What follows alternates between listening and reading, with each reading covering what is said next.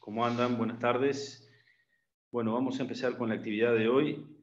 Antes, mi nombre es Ignacio Alves, yo soy profesor adjunto de la Cátedra de Medicina Intensiva con funciones en el Centro Nacional de Quemados. Lo que les voy a pedir es que silencien los micrófonos. Yo no tengo muy buena conectividad a internet, voy a tratar de ir ajustando. Les pido que si no se escucha o no se ve la presentación, alguno me avise, ¿sí? Bueno.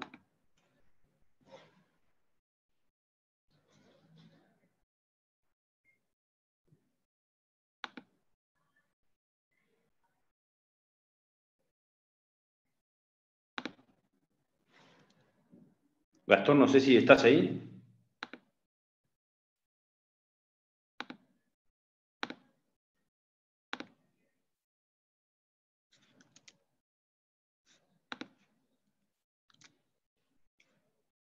Nacho, ahí se ve la presentación. ¿Se ve y se escucha bien? Sí. Bueno, entonces vamos a empezar. La presentación de hoy es de conceptos de sepsis, de piel y tejidos blandos, ¿sí? Nuestros objetivos y nuestra hoja de ruta va a ser hablar algo de introducción y la importancia, la clasificación, cómo se realiza el diagnóstico clínico y el diagnóstico microbiológico, un tratamiento que va a ser específico por cada una de las afecciones, según la capa que se vea comprometida, y después vamos a hacer un abordaje del tratamiento generalizado, que es el tratamiento de sostén de las disfunciones, como en cualquier otro paciente que presente shock séptico. Alternativas terapéuticas, y vamos a finalizar con 2 viñetas clínicas con algunas imágenes para redondear un poco los conceptos. Entonces, esta estructura ustedes la conocen, la han visto Nacho, ¿sí? se ve quedó la primera diapositiva. ¿Y ahora? Sigo viendo ¿No se ve? la carátula. ¿No se ve la estructura de la piel ahí, no? No.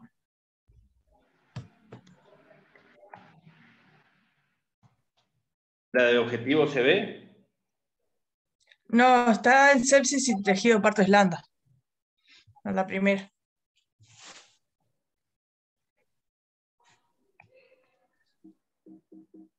Hagamos algo. Yo voy a intentar. ¿Ahí se ve la siguiente diapositiva o no? No. No, lo que parece que Me vuelvo se a conectar, trancó disculpen, ahora pero sí. tengo pocas. Ahí se ve la de objetivo. ¿Y ahora se ve? La de No, cuando lo objetivo. ¿Se pone en ve la estructura de la presentación, piel en esa? cuando lo pone en presentación se tranca. Es por la presentación. Cuando le das el botón de presentación, Claro. deja de pasar las diapositivas.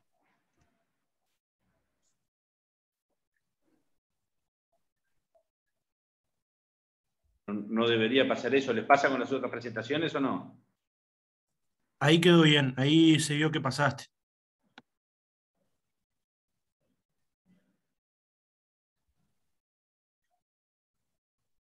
¿Ahí lo ven? Ahí está perfecto, se ve. Bueno, disculpen. Esa es la estructura que ustedes ya conocen de la piel. No vamos a detenernos en las funciones de la piel. Ustedes saben que la piel tiene distintas capas, ¿sí? La capa más exterior o superficial es la epidermis. Esta capa tiene un conjunto de células, ¿sí? Es un epitelio estratificado con capa córnea que ustedes ya conocen, y con distintos tipos celulares, que son los queratinocitos, los melanocitos y otras más. Después tenemos a lo que es la dermis, que a su vez se divide, como ustedes ven ahí, en lo que es una capa papilar o dermis papilar y la dermis reticular, y luego tenemos la hipodermis. ¿Por qué es importante conocer esta estructura? Porque, bueno, una de las formas de clasificar las infecciones graves de piel y tejidos blandos es teniendo en cuenta estas capas de la piel, ¿sí? Y ahí tenemos anotadas en esa diapositiva algunas de las infecciones más frecuentes. Nosotros vamos a ver fundamentalmente lo que son las erisipelas, la celulitis y la fascitis necrotizante. ¿Se ve y se escucha bien ahora?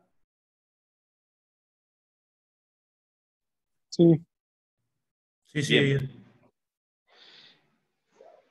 Vimos una de las formas de clasificación, todas son complementarias. Esta es otra forma de clasificación que van a encontrar en la literatura, pueden ser primarias o secundarias. Las primarias a su vez se clasifican en aquellas que no cursan o no tienen necrosis.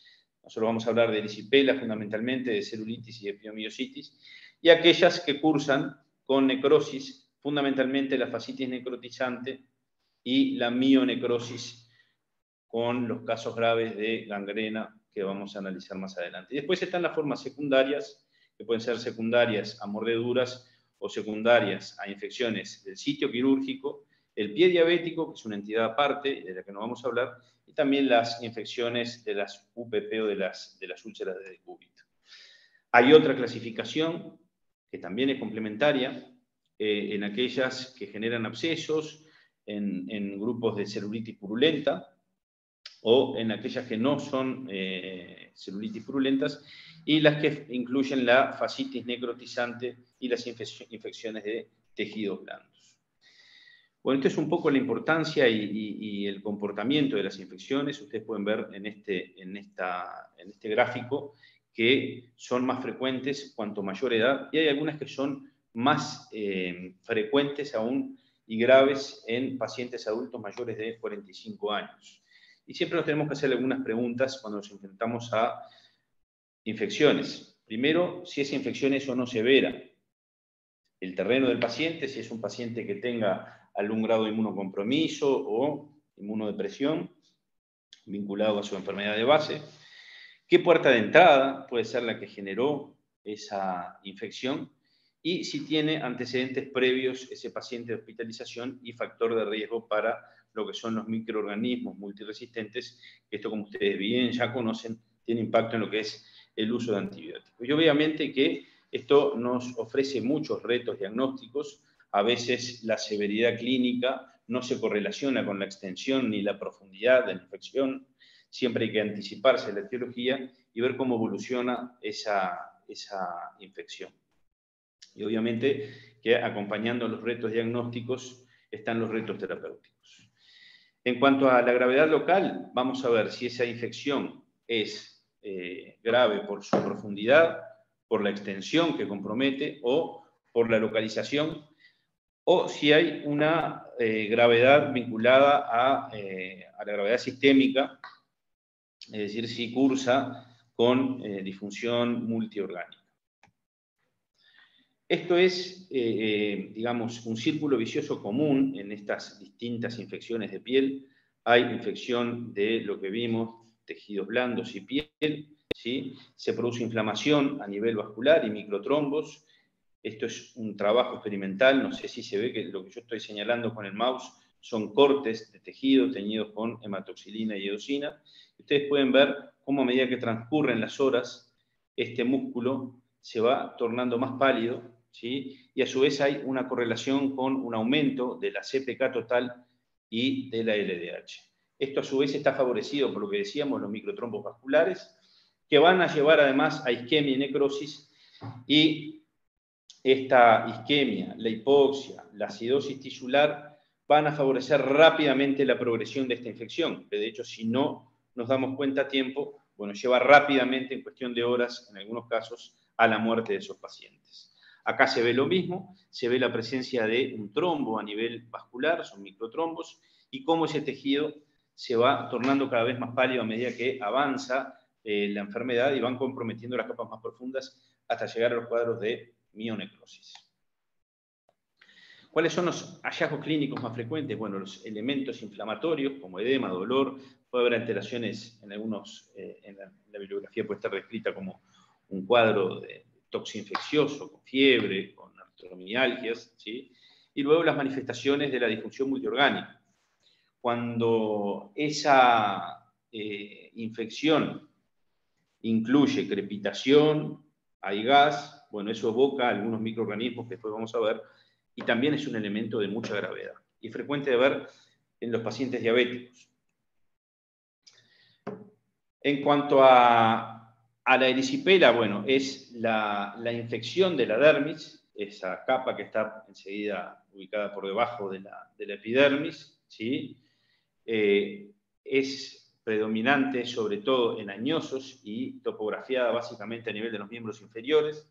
Los factores favorecedores son muchas veces trastornos circulatorios previos. Uno ve esos pacientes que tienen insuficiencia venosa crónica, que tienen un manguito esclerotrófico, donde hay antecedentes de tromboflebitis, y bueno, ese es un terreno muy favorecedor para el desarrollo de la erisipela. Y en general, estos cuadros no se acompañan de disfunción multiorgánica. Ustedes acá pueden ver en estas fotos cómo se manifiesta clínicamente la erisipela. Es esa infección donde la piel se queda roja, brillante. Ustedes tocan y esta zona está claramente caliente con respecto a la zona de tejido circundante.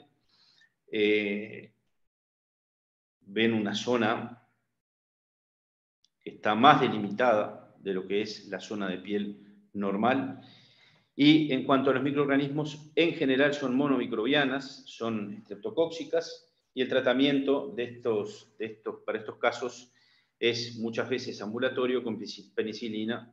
Ustedes tienen ahí la dosis 2 a 4 millones. No suelen ser infecciones graves. La celulitis es otra infección, afecta a la dermis profunda y al celular subcutáneo. Este cuadro clínico es de inicio tórpido, también va a haber eritema, calor, y lo que se describe típicamente es un aspecto de la piel de naranja. Incluso puede haber pus en la celulitis, ¿sí?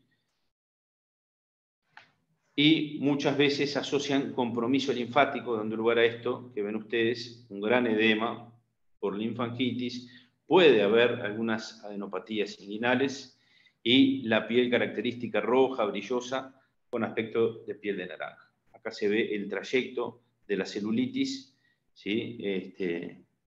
A nivel de ese miembro superior.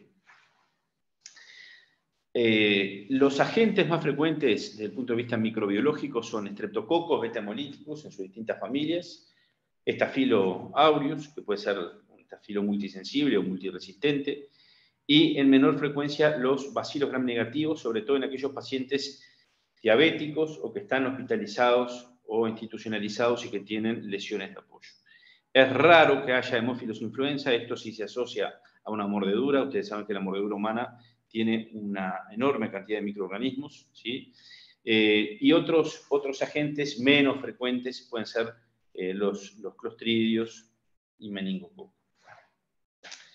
Tengan en cuenta en la exposición al agua siempre tener presente los factores ambientales, porque ahí puede predominar Aeromonas hidrófila o el Vibrio vulnificus, del que después vamos a hablar. Esto es una tabla donde se muestran los factores de riesgo. Hoy vimos que una forma de clasificar también era en primarias y secundarias. Hablamos ahora de mordedura humana. La mordedura de gato y de perro también tiene agentes que son específicos. Acá no se los nombré, pero hay fundamentalmente asociado Pasteurella multocida y esta otra que es la Capnocitófaga canimorsus. Son agentes encontrados más frecuentemente en las mordeduras de animales.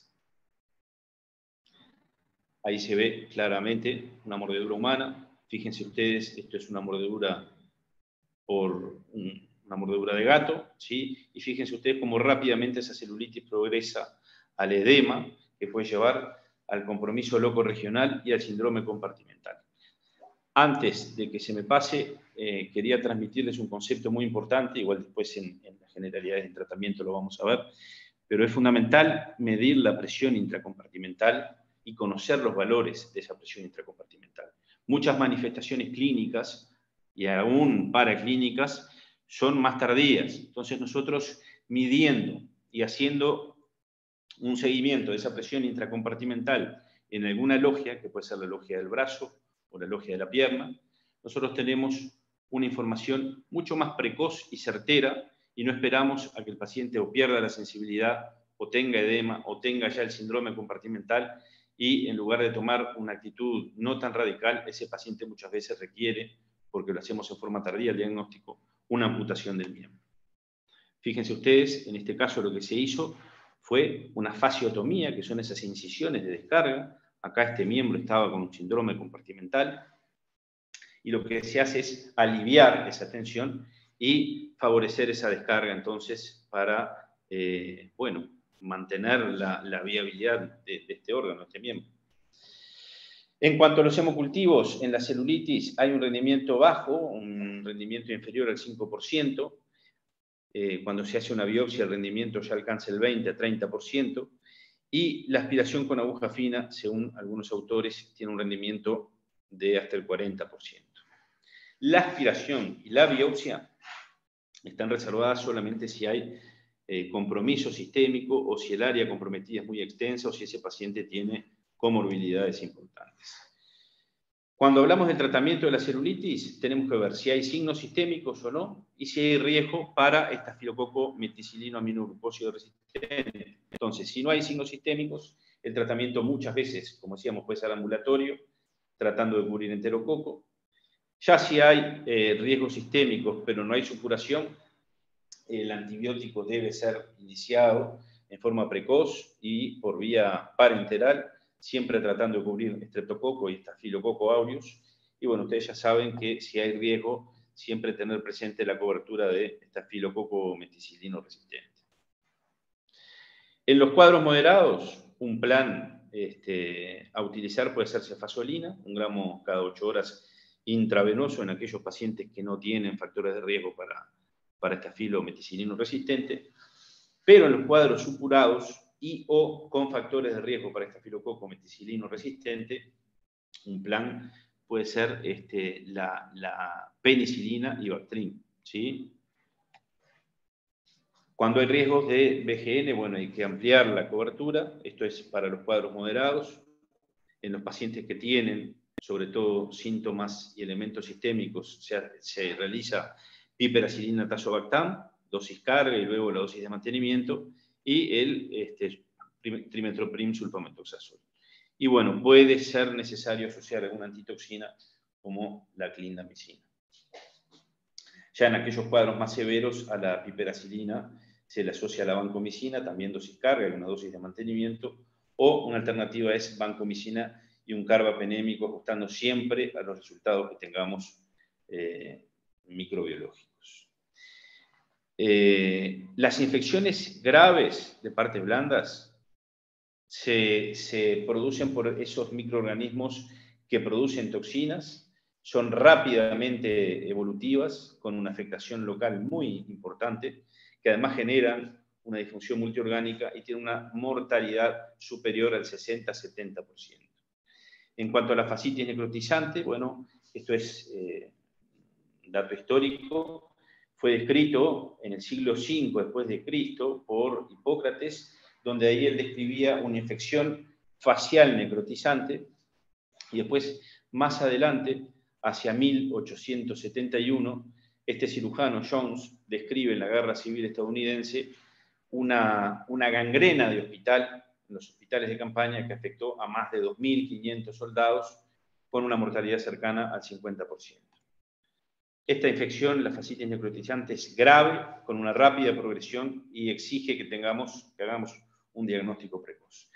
Cuando buscan y analizan la bibliografía, esta clasificación se basa fundamentalmente en los microorganismos que comprometen esa fascitis. Y ahí se divide, que vamos a hablar fundamentalmente de las dos primeras, en tipo 1, es la más frecuente, con una incidencia de alrededor del 80%. Esta, desde el punto de vista de los agentes etiológicos, es polimicrobiana, ¿sí?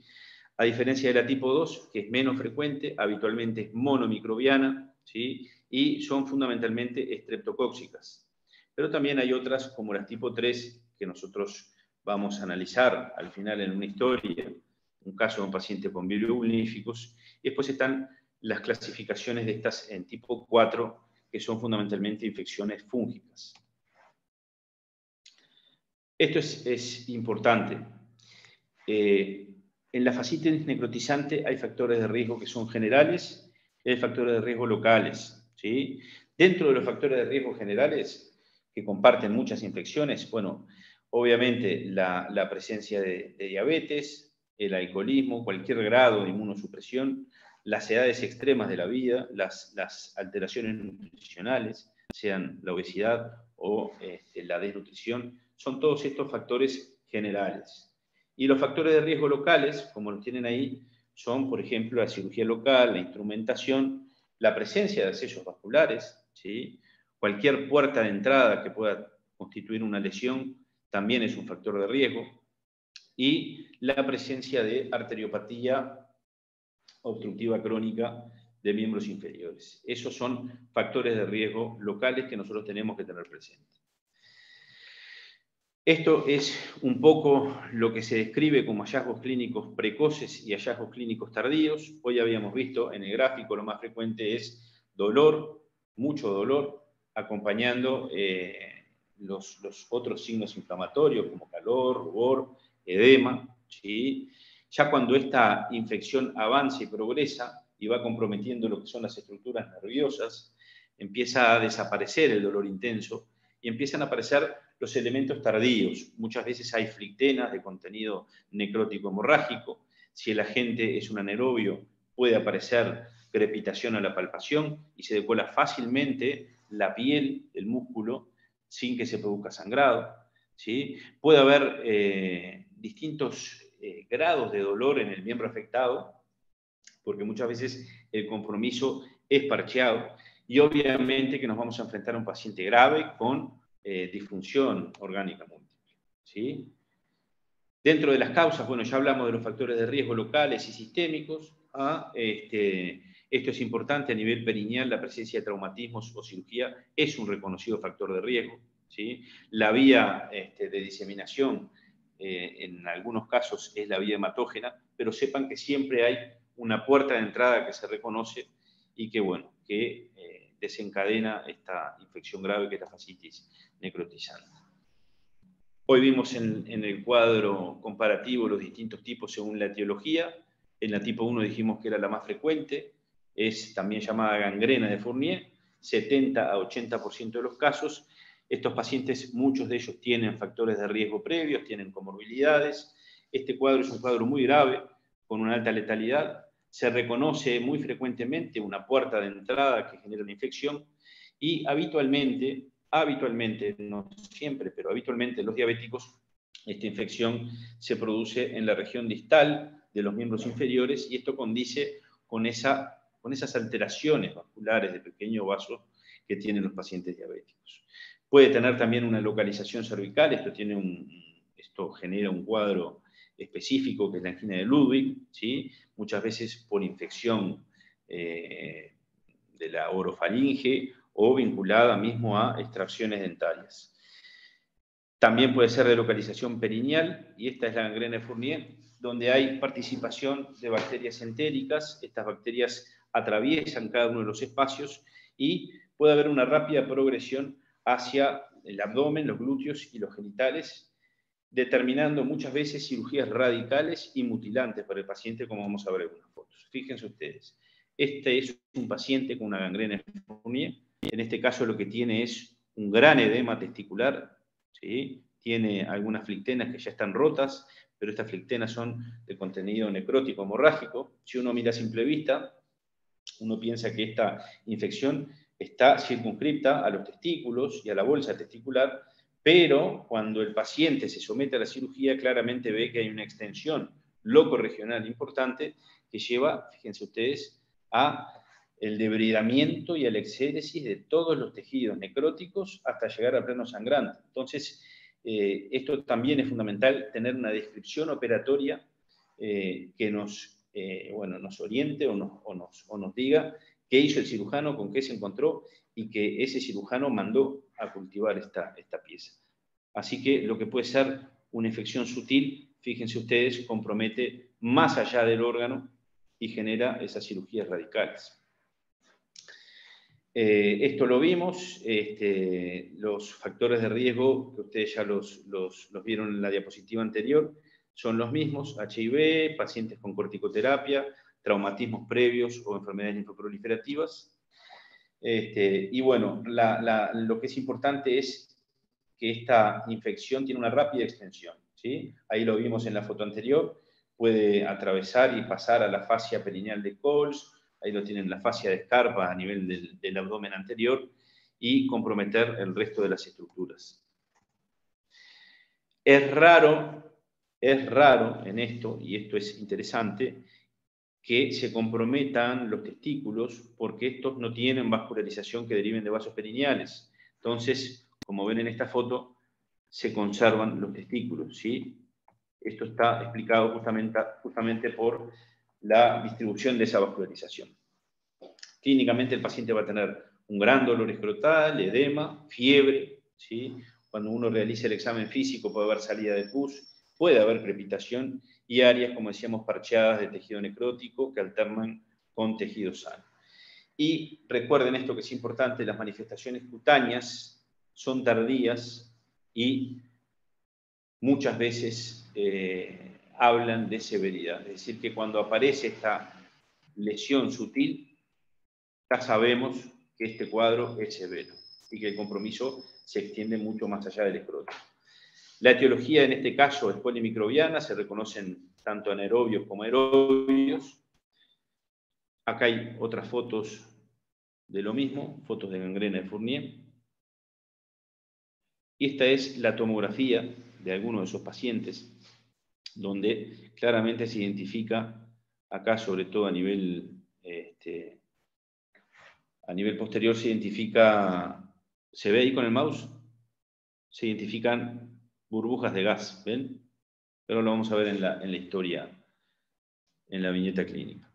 El tratamiento fundamentalmente va a ser en base a piperacilina, tazobactam y amicacina, y una alternativa puede ser ciprofloxacina y metronidazol más amicacina o gentamicina, alguno de estos aminoglucósidos. La duración del tratamiento, al menos 14 días o hasta que no requiere intervención quirúrgica, cuando haya mejoría clínica y el paciente no tenga fiebre durante 72 horas. Y obviamente que es con el tratamiento antibiótico, el tratamiento quirúrgico.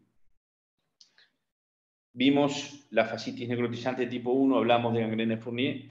En la fascitis tipo 2, los pacientes afectados en su mayoría no tienen ninguna comorbilidad. La puerta de entrada, a diferencia de la tipo 1, es poco frecuente. Hay intenso dolor, que es desproporcionado al inicio del cuadro, porque no hay muchas lesiones cutáneas. Y bueno, estos son los elementos que van a orientar a infección necrotizante. Lo que ya vimos, edemas, la presencia de gas, a la palpación crepitación, la presencia de flictenas y linfangitis y o adenitis asociada. El diagnóstico es clínico. En cuanto a los hallazgos intraoperatorios, bueno, se va a realizar la confirmación quirúrgica e histológica. Hay necrosis cutánea, hay falta de adherencia de la fascia a los planos más profundos, que es lo que yo les explicaba hoy, se decola fácilmente la piel de los planos profundos y muchas veces no hay sangrado, hay ausencia de sangrado.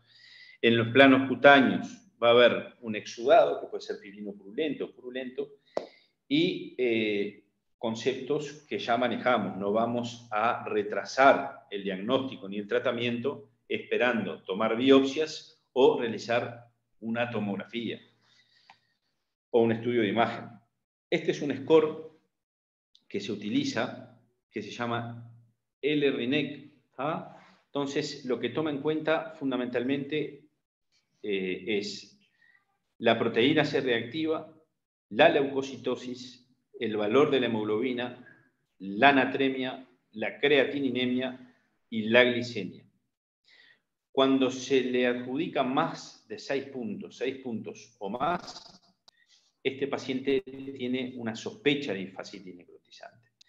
Y cuando el puntaje que se le asigna es de 8 o más, es altamente predictivo.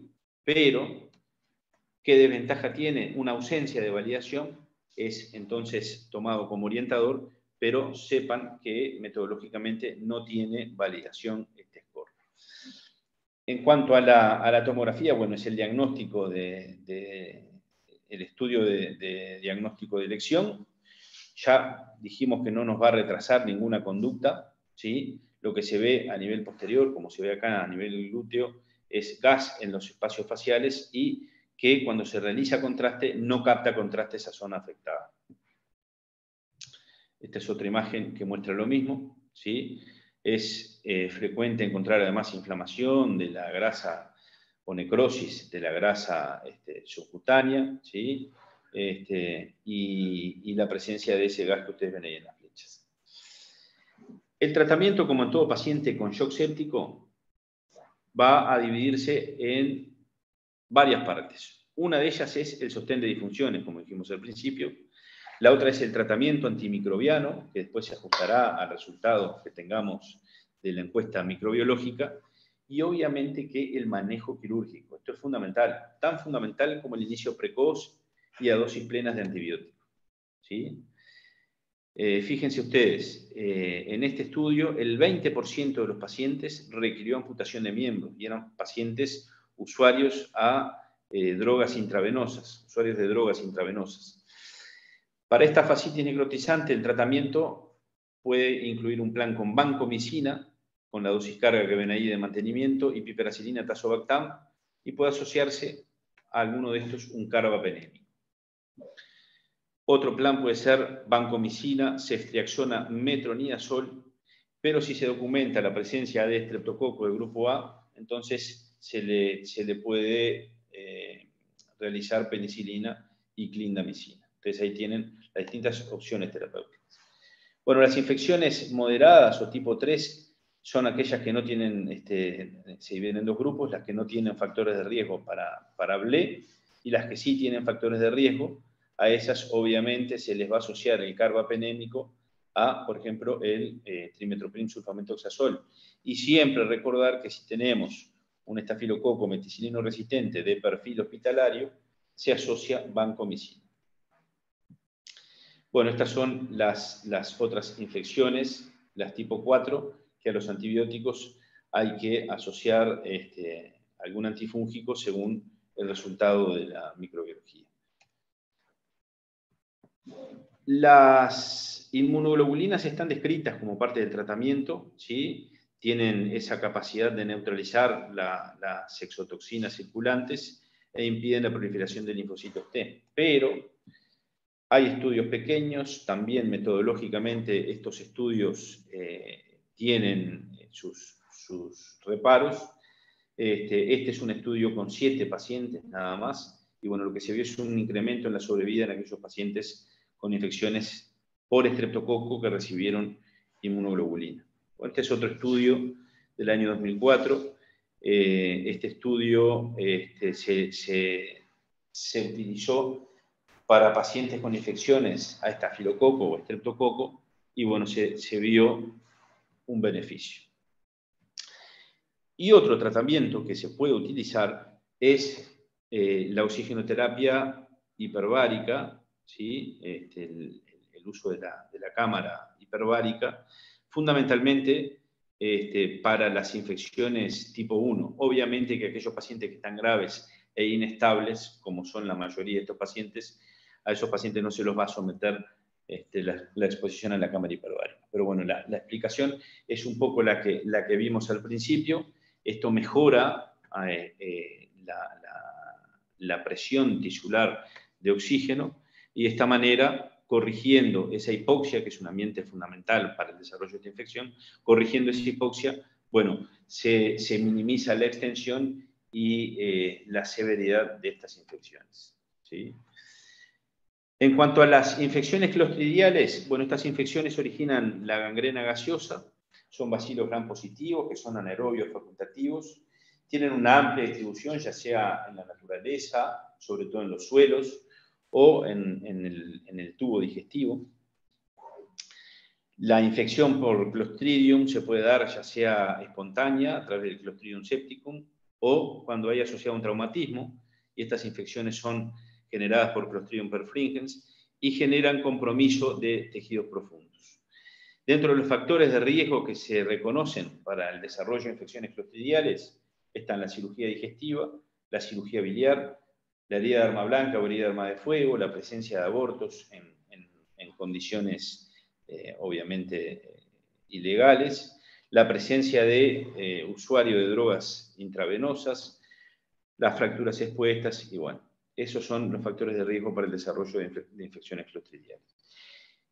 Y existe un daño que es muy extenso y ese daño es producido por las exotoxinas que liberan estos agentes infecciosos. Clínicamente el paciente tiene un dolor muy intenso, dolor agudo, la crepitación es un hallazgo tardío, ¿sí? Puede haber fetidez, puede haber un exudado sanguinolento, puede haber flictenas, muchas veces hay síndrome compartimental, y esto es importante, hay muchas veces una mínima expresión cutánea en relación a la severidad de la profundidad. Por eso estos cuadros rápidamente progresan al shock séptico y comprometen la viabilidad del miembro de la zona afectada. Estas infecciones, al igual que las anteriores, son emergencias médico-quirúrgicas. Muchas veces se requiere fasciotomía y exéresis de ese tejido que está comprometido. Y bueno, acá tenemos uno de los planes propuestos, antibiótico-terapia de amplio espectro, puede ser vancomicina con dosis carga y la dosis de mantenimiento, como tienen ahí, y piperacilina tazobactam. Y si se aísla Clostridium, lo que se asocia es penicilina y clindamicina. Acá lo que se hizo en este trabajo, que también tiene un N pequeño, fue comparar los hallazgos en lo que es la gangrena y la fascitis necrotizante. Fíjense ustedes que ambos, en ambos casos hay un dolor muy importante, intenso, ¿sí? Sobre todo en la gangrena gaseosa va a haber presencia de gas, ¿sí? Es mucho menos frecuente en la fascitis necrotizante. Y bueno, algunos otros hallazgos, pero básicamente esos dos son los más relevantes cuando uno compara la gangrena con la fascitis necrotizante. Estas son unas de las guías que hay, son guías y recomendaciones para el manejo de las infecciones de piel y tejidos blandos, son las del año 2018, y bueno, ahí se propone como parte del tratamiento la incisión quirúrgica, si hay abscesos, bueno, obviamente que el drenaje de esos abscesos, el debridamiento del tejido necrótico, si es que hay tejido necrótico, el cuidado apropiado de los tejidos, ¿sí? Obviamente que la resucitación, como en todo paciente con shock séptico, y un adecuado tratamiento antibiótico, que inicialmente va a ser empírico y que luego se va a ajustar según lo que tengamos de los resultados. Por eso es fundamental hablar con el cirujano y pedirle que tome una muestra. Muchas veces puede tomar una muestra de biopsia en el acto operatorio, de distintas zonas, y muestras para cultivo. Entonces, eso a nosotros nos es de enorme utilidad. Siempre tener en cuenta como elementos graves o que pueden hacer que un tratamiento no esté del todo bien conducido, la presencia de gas en tejidos, ¿sí? La presencia de colecciones, que cuando uno le hace una imagen, una tomografía con contraste, no haya realce de contraste a nivel del tejido afectado, y que hayan a nivel de la fascia cambios inflamatorios, edema y alteraciones de la grasa. Bueno, todos estos son elementos que hay que tener en cuenta y que hay que discutirlo y conversar con los cirujanos. En este trabajo que se hizo, es un trabajo retrospectivo publicado este año, 100 pacientes con fascitis, fíjense ustedes, que básicamente, les digo, entre 2009 y 2019, los elementos, la relación que hubo entre los criterios tomográficos y mortalidad estaba fundamentalmente por la superficie, ¿sí? La superficie afectada, a mayor superficie, mayor mortalidad en esos pacientes, y obviamente que cambios significativos inflamatorios en la fascia y en los tejidos más profundos. Estos dos hallazgos fueron significativamente los que se asociaron con una mayor mortalidad en estos pacientes. Esto les va a quedar acá, es uno de los esquemas de tratamiento. Siempre recuerden examinar bien al paciente, buscar signos y síntomas clínicos, si ese paciente tiene o no una infección necrotizante.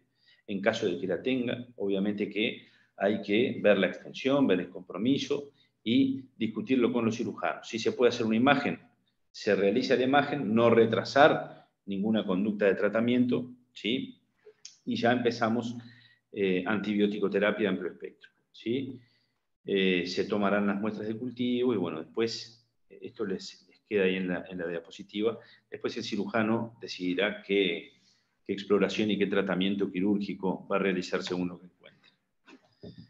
Esto también les va a quedar ahí los hallazgos, ¿sí? Según los distintos microorganismos. Que esto ya lo vimos para alguna de las infecciones, por ejemplo, para infecciones por Clostridium.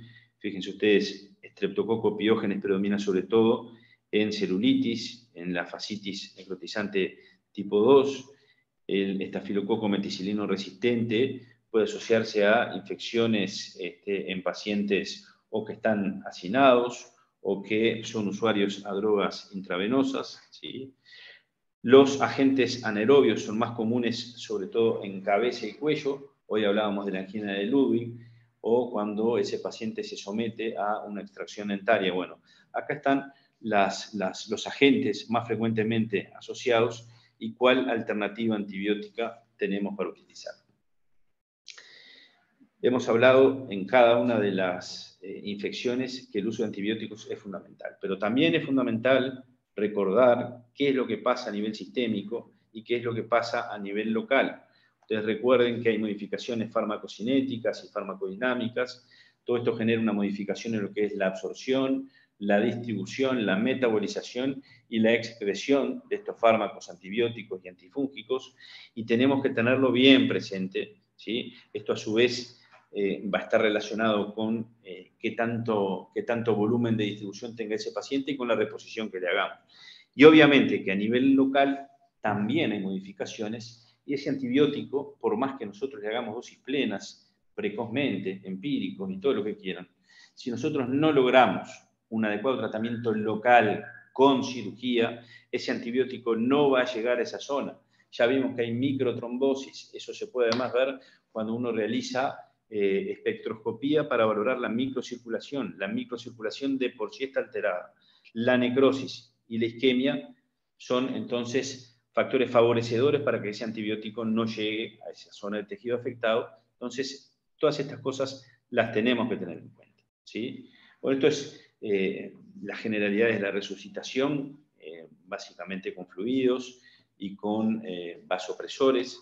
Tengan en cuenta que tenemos que saber cuál es la cantidad óptima de volumen que hacemos a estos pacientes y qué tipo de soluciones hacemos. Bueno, soluciones balanceadas, pero lo que no queremos es uno de los efectos adversos de esta reposición, que muchas veces es intempestiva, que es la generación del edema intersticial. Esto genera todas esas modificaciones que ustedes ya saben, genera edema pulmonar, edema intersticial, genera más mortalidad, obviamente, y ese edema intersticial y tisular se va a ver favorecido por la propia respuesta inflamatoria local, que genera un aumento de la permeabilidad capilar y esa fuga de líquidos hacia el intersticio, que también genera una modificación en la relación farmacocinética, farmacodinámica a la hora del manejo con antimicrobianos. Bueno, esto es un principio básico.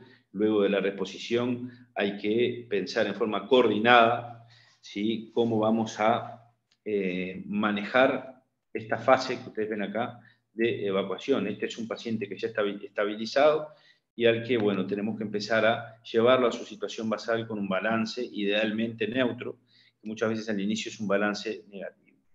Esto tiene sus costos y obviamente que no es fácil en las unidades, pero bueno, hay que tenerlo presente y hay que tener en cuenta que además de ser un factor favorecedor de lesión local, es un factor que se asocia a mortalidad. Esto les va a quedar acá, también es un esquema terapéutico de las infecciones graves. Una de ellas, ahí lo tienen, celulitis, son las secundarias, fundamentalmente moderadas a severas, ¿sí? Y después tienen infecciones severas necrotizantes y con colecciones, y cuáles son las bases del tratamiento. Incluyen además el tratamiento quirúrgico. ¿Cómo venimos? ¿Todo bien? Sí, sí, todo bien. Entendido. ¿Hacemos las viñetas, les parece?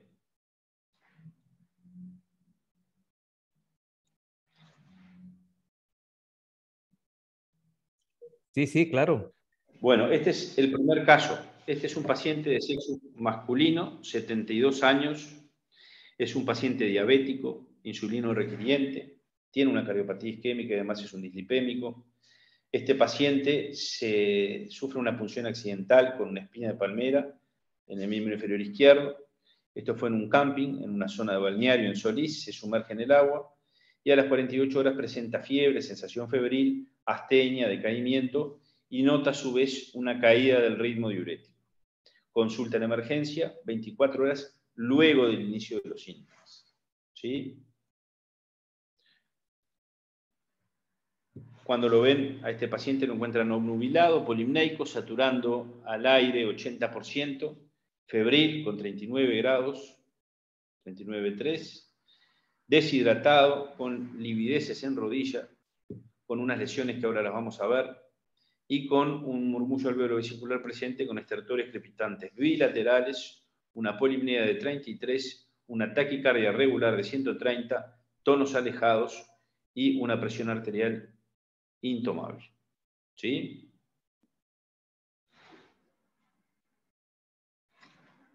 El paciente concurre, cuando se lo examina presenta esas lesiones a nivel del miembro inferior izquierdo.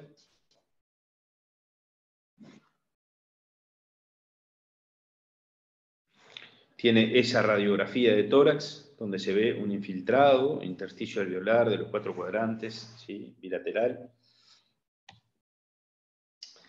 Y tiene una paraclínica, no importa los valores, pero lo que se ve fácilmente es que tiene disfunción multiorgánica.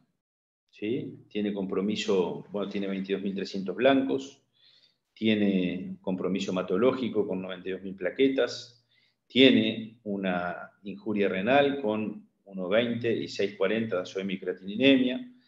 Además, este paciente que es diabético tiene un descontrol metabólico con una hiperglicemia y cetonemia de 3 cruces. Tiene una alteración de la crasis con una hipofibrinogenemia. ¿Sí? Tiene un compromiso hepático con un patrón, como podemos ver ahí, colestásico. Tiene una hipoalbuminemia y además tiene una CPK total aumentada. Y se le hace esa gasometría, ventilando espontáneamente el aire, y me gustaría que alguno de ustedes me diga o analice esa gasometría, porque si no hablo yo y me duele mucho la garganta.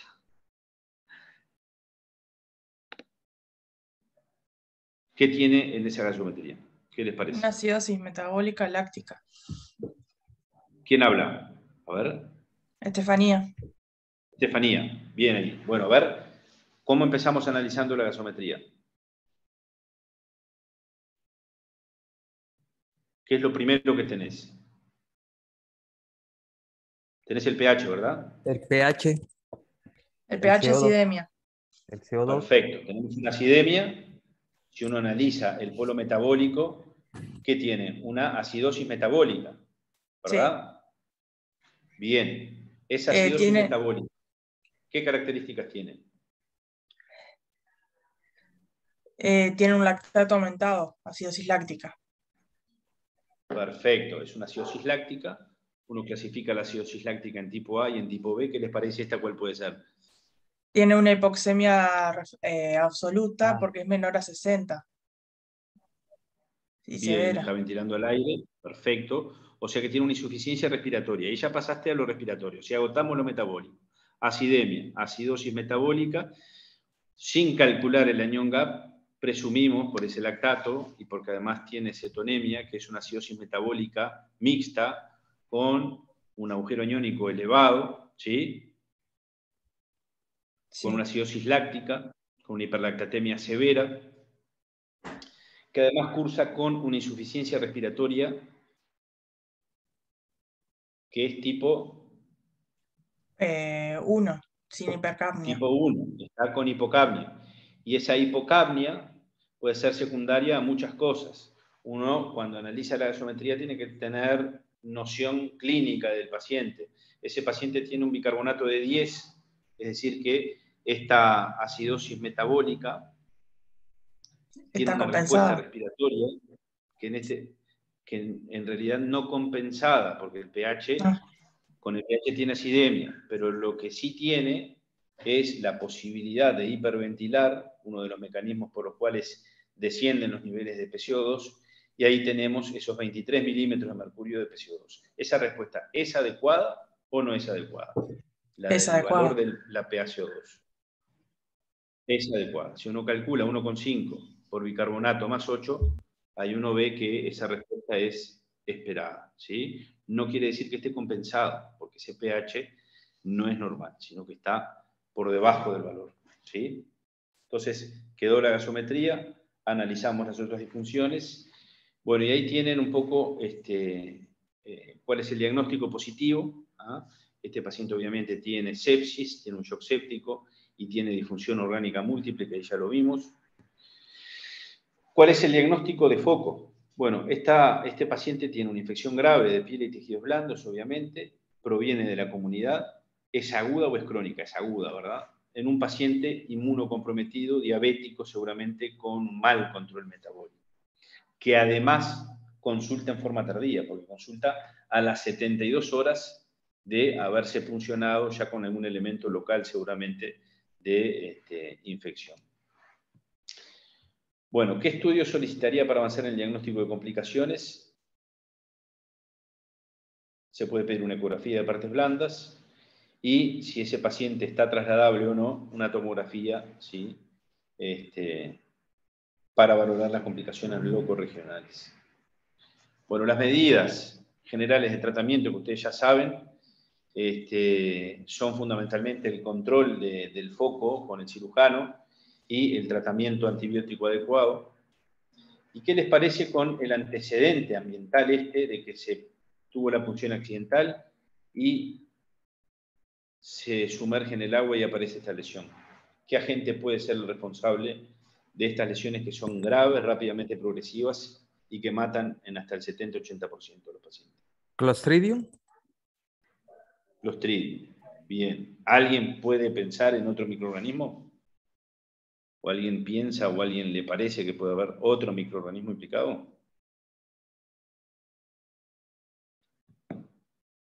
El Clostridium, ¿es frecuente que esté en el agua, el perfringens, o es más frecuente que esté en la tierra, en el suelo? Es más frecuente de la tierra, ¿no? Pero bueno, puede tener Clostridium. ¿Qué otro microorganismo con ese antecedente de haberse sumergido al agua? Y ahora vemos qué tipo de agua. Un vibrio puede ser. Perfecto. ¿Ah? Que lo tienen ahí, el Vibrio vulnificus. ¿Ah? Este paciente fue un paciente que tuvimos en el Hospital Maciel, que estuvo pocas horas y falleció, pese a la cirugía, falleció en shock refractario. Es el Vibrio, exactamente. El Vibrio es un bacilo gram negativo, lactosa positivo, de esa familia de Vibrionaceae. El hábitat es el agua salada, fundamentalmente, ¿sí? Sobre todo el agua cálida, temperaturas más de 20 grados, ¿sí? Y bueno, se aloja en microorganismos que se alimentan por filtración del agua, fundamentalmente peces y cangrejos. Por eso es que hay dos formas de presentación de la infección. Una es una forma digestiva y la otra es la forma cutánea de infección grave de piel y tejidos blandos. A la media hora de exposición empiezan a aparecer los efectos citotóxicos. Ya a las pocas horas hay bacteriemia, hay diseminación hematógena, y estos microorganismos generan una cápsula mucopolisacárida, que esto también aumenta la resistencia a mecanismos bacteriostáticos, por lo tanto la virulencia es altísima. Además, dentro de la fisiopatología, lo que se describe es el desarrollo de metaloproteasas que aumentan la permeabilidad vascular y otros productos que le dan virulencia, como las bradiquininas, la mucinasa, la hialuronidasa o las hemolicinas. La infección de la herida habitualmente aparece a las 24 horas luego de la injuria, pero puede aparecer antes. En aquellos que reciben tratamiento precoz se describe una mortalidad de alrededor del 30%, ¿sí? Y tienen un curso fulminante, sobre todo en las primeras 48 horas, con alta letalidad, que esto hay que tenerlo en cuenta. Ahí tienen el tratamiento, también es una emergencia médico-quirúrgica, en base a doxiciclina o ceftriaxona o ceftazidime. Son planes para el tratamiento del vibrio. Bueno, y esta es la segunda historia. Este paciente es un paciente de sexo masculino. ¿Dudas de la historia anterior? ¿Seguimos? Sí. Sexo masculino, 61 años, tiene como antecedentes síndrome de apneas y hiperapneas obstructivas del sueño, cólicos renales a repetición, una leucemia mieloide crónica en tratamiento y en seguimiento con hematología y una patología osteoarticular en el cual está pendiente una artroplastia de cadera. Este paciente tiene peoría de su coxalgia, concurre a una policlínica, se le administra diclofenac intramuscular, se los voy a pintar en rojo, diclofenac intramuscular, ¿sí? Y se le otorga alta a domicilio. Este paciente reconsulta a las 72 horas por dolor abdominal difuso, tiene un hematoma a nivel glúteo en el sitio de la punción con una región indurada, sensación febril y mal estado general. Ya en los controles aparecen hipotensión arterial, taquicardia, al examen abdominal, ausencia de ruidos hidroaéreos y defensa. Se le hace una tomografía de abdomen que no evidencia hallazgos patológicos y lo que plantean es una probable isquemia mesentérica y ese paciente ingresa a la unidad de cuidados intensivos. A las 12 horas de la evolución, el paciente empeora su situación clínica, hay un aumento de la zona eritematosa a nivel glúteo, se realiza una nueva tomografía, ampliada pelvis, que lo que muestra es, ahora vamos a ver la presencia de gas en glúteo derecho y en tejido suprayacente sin colecciones líquidas asociadas. ¿Sí? Esa es la imagen donde se ve la presencia de gas. Y este paciente con diagnóstico de fascitis necrotizante se valoró en conjunto con cirujanos, se realizó el debridamiento quirúrgico, el sostén de las disfunciones y recibió imipenem, clindamicina y linezolid. Este paciente falleció, ¿sí? Previamente estaba en situación de shock refractario, acidosis metabólica, anuria y además una coagulopatía y falleció rápidamente a las 24 horas de ingreso. Y fíjense, el cultivo desarrolló Escherichia coli y Bacteroides fragilis, con esa imagen que ya les había mostrado. Bueno, como conclusiones, tenemos que tener en cuenta que estos cuadros son potencialmente graves, tienen una alta mortalidad, tenemos que ser muy sospechosos de que muchas veces un cuadro sutil seguramente tenga un compromiso mucho más severo, ¿sí? Sobre todo en aquellos pacientes que tengan factores de riesgo. Estos cuadros, si bien tienen algunos agentes etiológicos distintos, comparten la patogenia y además comparten el hecho de que son emergencias médico-quirúrgicas, ¿sí? Siempre tenemos que hacer el sostén de funciones en falla, el tratamiento antibiótico adecuado y tener en cuenta para el tratamiento antibiótico antimicrobiano esas consideraciones que hicimos farmacocinéticas y farmacodinámicas. Bueno, de mi parte, muchas gracias. No sé si tienen alguna duda o quieren hacer alguna pregunta. Si no, estaríamos por acá.